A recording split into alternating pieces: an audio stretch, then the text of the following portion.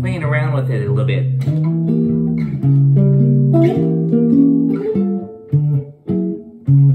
Articulation.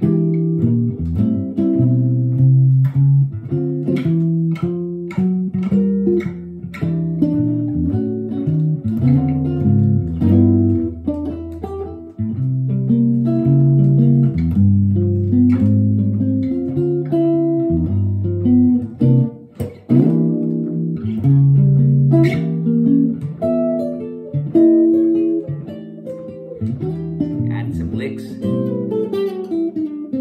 or walk the bass. Measure 9 here.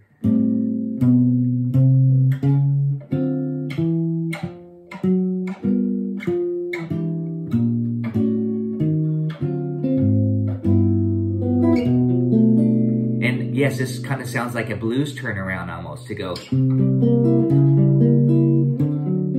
you know what I'm saying, like this. And that's what it is right here. See how that becomes later on a nice turnaround at the very end of any song in the key of G. In this case, you could go 1, 3, 4, sharp 4, 1. So it becomes a nice little bluesy lick. Okay, here's the bass.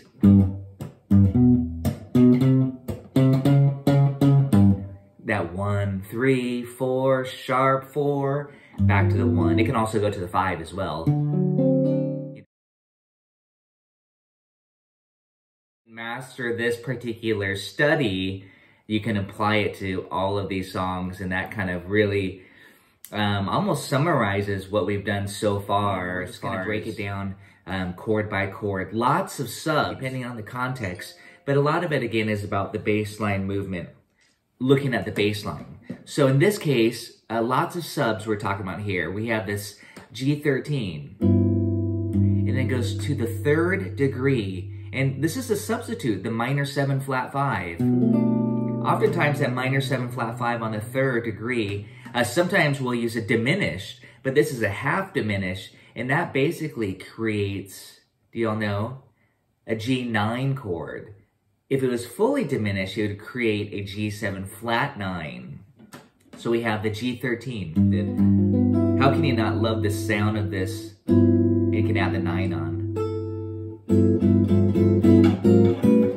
It's one of those things where it's easy to play and it sounds great. More so than just a plain old dominant 7. Okay. G13 to B minor 7 flat 5. Basically, we're filling in the G7 chord, the 1 measure G7, by going to the 3rd. Okay. And yes, this kind of sounds like a blues turnaround almost, to go, you know what I'm saying, like this. And that's what it is right here. See how that becomes later on a nice turnaround at the very end of any song in the key of G. In this case, you could go 1, 3, 4, sharp 4, 1. So it becomes a nice little bluesy lick. Okay, here's the bass.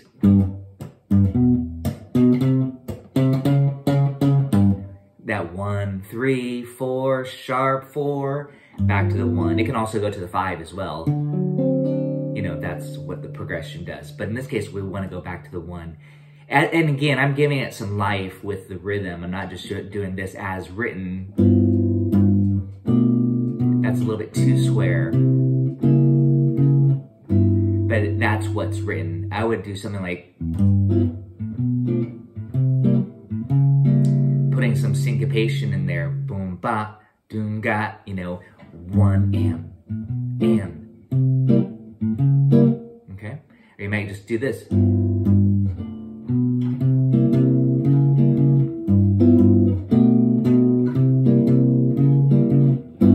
And again, listen to it with the major 7. One song that comes to my mind is Paper Moon. It's Only a Paper Moon. It's actually, that sequence is used there. I know we're getting pretty fancy here from just your basic 12-bar blues, but we got to the 4 chord, and that's what we wanted. A lot of movement here. This is still with more of a 2 feel, meaning that the harmonic rhythm, how much chord change is happening is just every 2 beats, not necessarily every beat. So it's like 1, 2, 3, 4, 1, 2, 3, 4, 1, 2, 3, 4, 1, 2, 3, 4, 1. And we can walk that bass as I did on the D minor 7, the half step approach note. Okay, and I'm using the upper neighbor and then below. That's totally up to you how you want to go into the next chord. As you know, half step above, half step below, it all sounds good. And then now I'm doing the same substitution I did on measure 1. I'm going to the 3rd of the C7 chord, and I'm playing minor 7, flat 5, half diminished. Okay, as written on the sheet there. And that actually equals C9. So I'm playing C9, and then E minor 7 flat 5, which is still C9, just no C. And then I backtrack to the C sharp dim to the E dim. That's our sub. And that's a substitute, as we talked about, for C7 flat 9. We're kind of darkening it up, but it's really nice to get that. It's just becoming chord movement that's super popular, the sharp 4 diminished. And then it goes back to the 1. This time I chose a G9. This picks up again from study number 1 at the very end, with this chromatic descending line to get to the 6, meaning we're in the key of G, we want to get to the E, and then finally to the 2, the A minor. But in order to get there, we walk down chromatically, and of course I put a little color on that E, E7 sharp 9, you could do flat 9, you could just do E9. But now notice what I do with the bass here. I wanted to add some movement, so I'm bouncing off the 5th degree.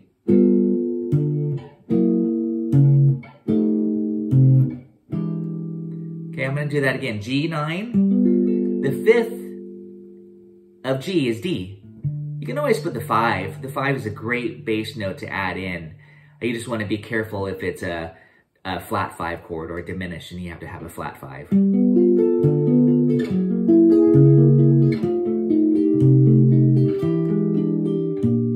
And there I put a flat 5, kind of, you know, again, suggesting tritone substitution on the dominant chord. So check it out.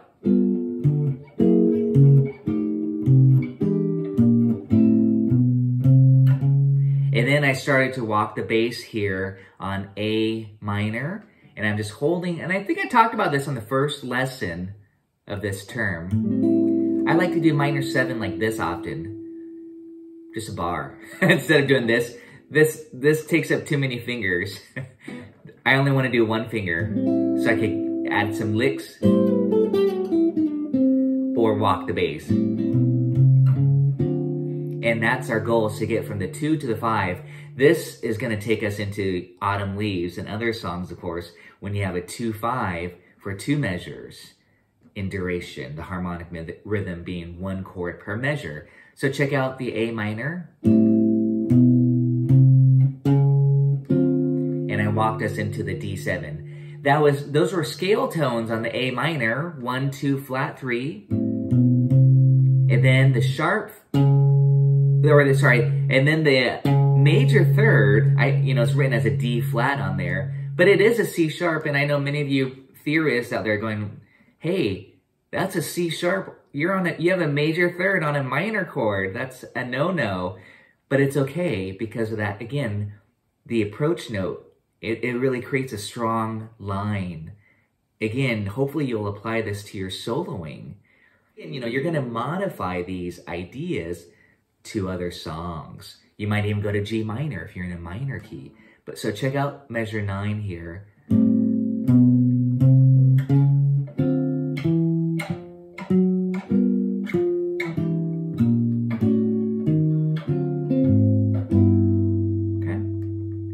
please just practice that for a second. That D7 sharp 9. And yeah, the chord got lost at that point after the first beat. And then it's more about the bass. Connecting to that G7 sharp 9. And notice I used E7 for the same parallel shape. That's a very important aspect of this solo guitar chord melody playing, is to try to use similar shapes when possible so that your hand doesn't have to, reconfigure to something that's totally different. Not saying that you don't want to all the time, but this is more about just making it easy.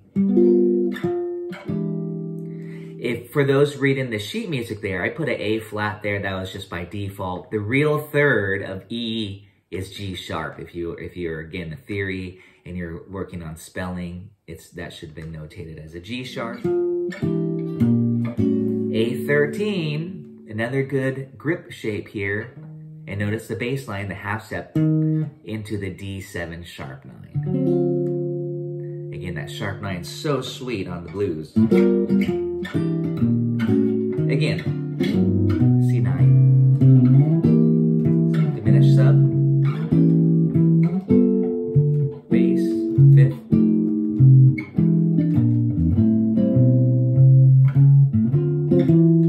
turn around.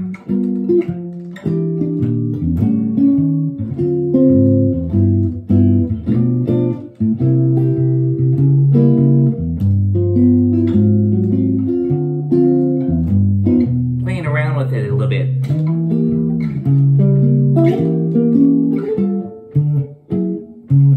Articulation.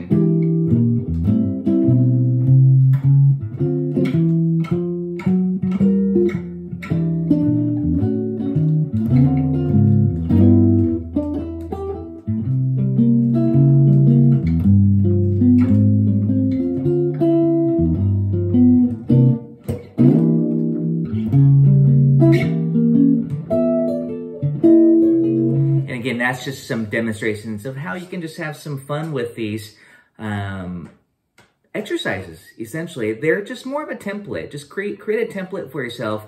Keep your eye on the movements there, and then make sure. In this case, I was throwing in blues licks at certain points. And again, I'd like to talk more about that next time. Today, we'll continue on with the bass line studies of it all.